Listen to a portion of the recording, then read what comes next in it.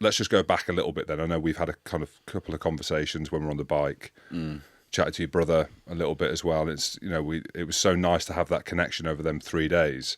And I know it's a story that you've kind of told and one that you're going to have to tell going forward, but a lot of the listeners of this will listen to the podcast and they'll know they would have followed the journey over the last 3 days. But this is a process that you've been through for the last kind of few months, and learning a little bit about you personally on the ride in terms of like to be in control. Like, you wanted to know, how far is it, right? It's 10 miles. Just tell me it's 10 miles. Don't tell me it's 10 miles and it's 20. You want to be in control of the situation. And this is a situation that you find yourself not in... Out of control, control. Completely out of control. Well, it started in October last year, and I just was getting muscle twitches in my arms. And, we all know you've had muscle twitch, when you get them in your quad after weights, or, you get a twitch or your finger twitches, and it doesn't last more than, a bad one would be an hour maybe, or a couple of hours. Well, I mean, these arrived. It's so strange how it happens, but it's like I woke up one morning with these twitches, and then they've never left. I still twitch now. To this day, and I probably will do for as long as it goes on. But they started, and after a couple of days, you start to go, this isn't really meant to be happening. But you just kind of ignore it. There are lots of things, and you shouldn't ignore it. But I think that's in our nature, isn't it, as rugby players, whether it's injuries or things going on, you just go, well, it's happening, and I can get on with it. It was difficult to deal with at night times, because your arms are jerking all over the place, and you're going, what on earth is going on here? But I wasn't getting any weaker.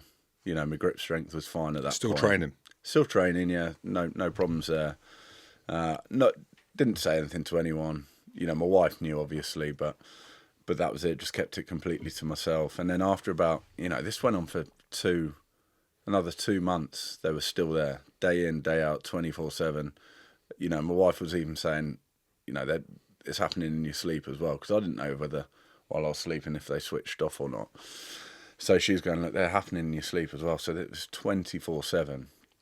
And then towards the end of December, I'm in the gym. I noticed like picking up a dumbbell.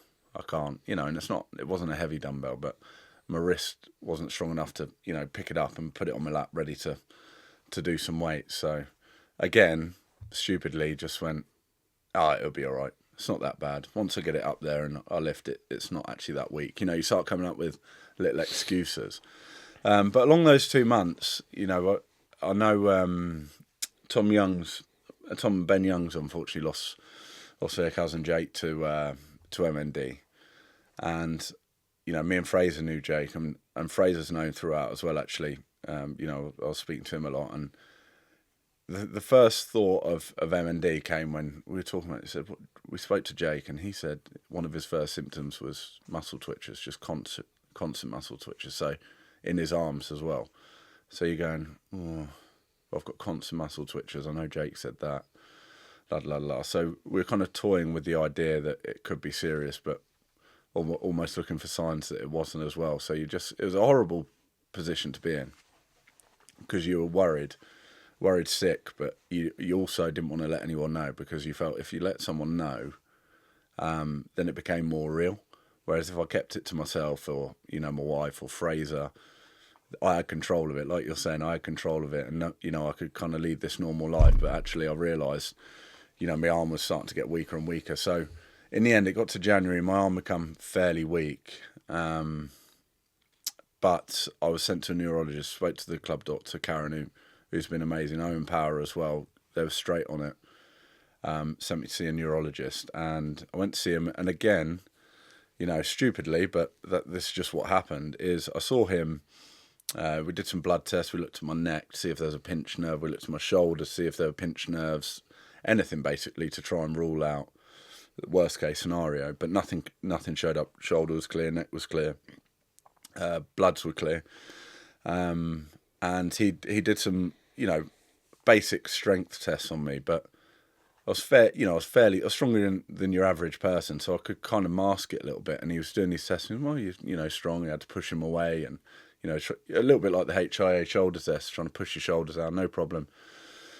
So he was like, well, they're just they're just twitchers. You haven't lost strength. It's been going on for 3 months. So, I'd say probably benign fasciculations, it's called. So that was like a green light for me. Perfect. I hadn't told him fully the weakness in my arm. I just let him do his test, tried my best, and thought maybe I can just fool him, as you do, try and cheat the test. And he said, yeah, I think it's benign fasciculations. And so I went away from that and went, great, I'm not going to go see him again. No problem, just crack on training, playing. Well, obviously from about January, February, the arm really dropped off to about May. I mean, it was ridiculous, to the end where I said to one of the physios, I said, have you got some exercise I can do? My left arm's just a bit weak. And he's going, you've been out injured, you broke your foot, you haven't done anything, you haven't been tackling people, la la la. So why's your arm so weak? And then realised I had this neurology stuff, and he said, Ed, we have to speak to the doc about this. You can't keep pretending that your arm's just getting weaker and it's nothing related to the muscle twitches and whatnot. So in a way, I'd kind of been masking it for about 4 months. I hadn't told, again, it was still only Fraser knew, my wife knew, and I think my mum, that was it. That's how tight I'd kept it, really. And again, a control thing. If people don't know, then it's not happening. It's like, a little bit deluded. So anyway, once I realised we were going down the route of speaking to the doctor again, because my arm had become weaker and weaker, I knew what route it was going to go down. I knew there was going to be lots of tests. I knew there was nothing wrong with my neck and my shoulder. I knew there was nothing wrong with my bloods. So it really, an MND is diagnosed really on everything else being ruled out. That's all you're left with. There's not actually a test for. So it's just a process of elimination. It's a process of elimination. So I know from previous that everything had been eliminated. So I was going, well, it genuinely would take a miracle really for something to show up suddenly now. But I went back to see the neurologist. They did an EMG, which is where they stick lots of needles in your muscles, send electric pulses. They put pads on you, send electric pulses. And more or less, we did that test. And there's no easy way to do it. And he's obviously had to do it a few times. But it just kind of, I've looked at, I got the EMG. You get them instantly, these EMG results. And he said to me, this was about May, he said, there's lots of denervation in your arms, the nerves have stopped working really, which suggests, for me, motor neurone disease. So you come out of there a bit, you still haven't got a definitive answer, because he wants to refer you to a specialist. There's an M&D clinic at John Radcliffe in Oxford. So you still come out of it going, he thinks it's that, but maybe there's still something else at play. I think that's just how the human brain works, is a little bit. Well, and the fact that you've played rugby and neck problems, shoulder problems, and I started to let a few more people in my inner circle know that what was going on, and everyone's attitude was a little bit similar. Like, well, you've been playing rugby for years, so there's probably going to be some sort of damage. There's no way. I mean, you're 33 years old, and it just doesn't make sense. And I can understand that, but then you start, by that point, I start to realise that, I said to you on the bike ride, didn't I? I knew really deep down something wasn't right.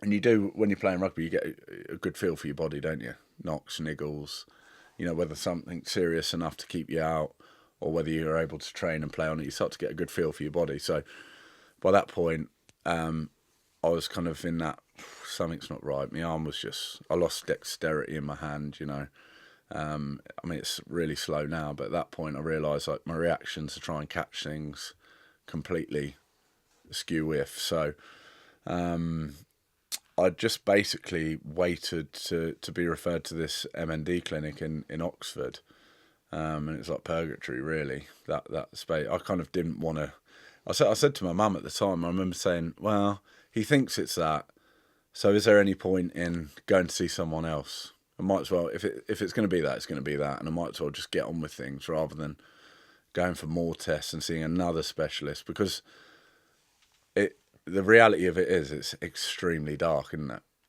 So in some ways you're going, well, I'll just live with the possibility that it could be that. There's a good chance it's that, but I don't want it definitive. You know, I can kind of live in a space where it's not. But you got young kids, you got responsibilities, all sorts. So you just, you know, it's fight or flight, really, isn't it? That's kind of the flight response. Don't really want to face up to the reality of it's too bleak. So I spent probably a couple of weeks in that space, but then realised, I was thinking about it, and I was like, you can't live like that. You lived 11 months really like that, not knowing, is it that, is it not, could it be, is your arm getting weaker every day? And so I went to the MND clinic, and then, I mean, he did the examination I'd done in January, and completely different. It was, there you go, I've seen this, yeah, that's motor neurone disease.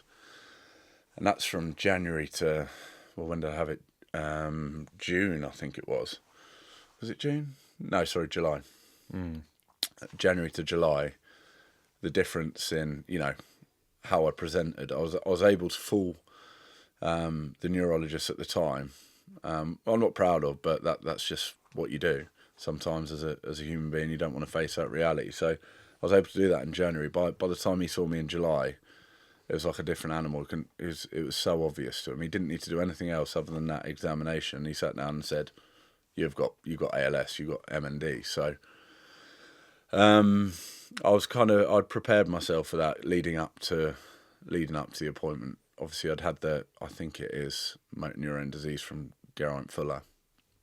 So I had about a month before the appointment, because I basically delayed it, wanted a holiday. So I prepared for that when he actually told me, and that wasn't the bit that upset me. That was like, in some strange way, getting that definitive answer after the last 10, 11 months.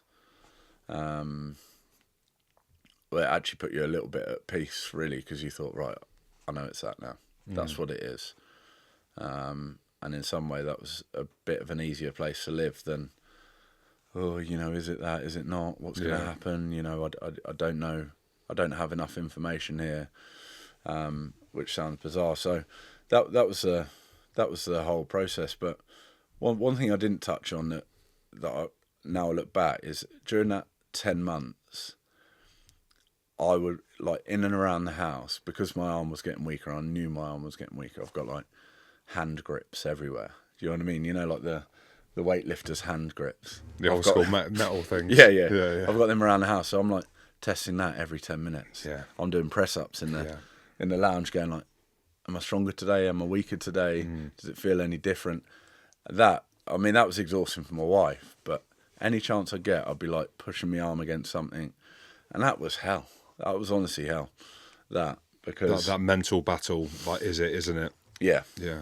Constantly looking for markers or signs to try and find something that would take you off a different path from MND. But, you know, I'm sat here now with it, and it's not going to change. So my attitude towards it has changed a lot, actually, really, since that first, it could be motor neurone disease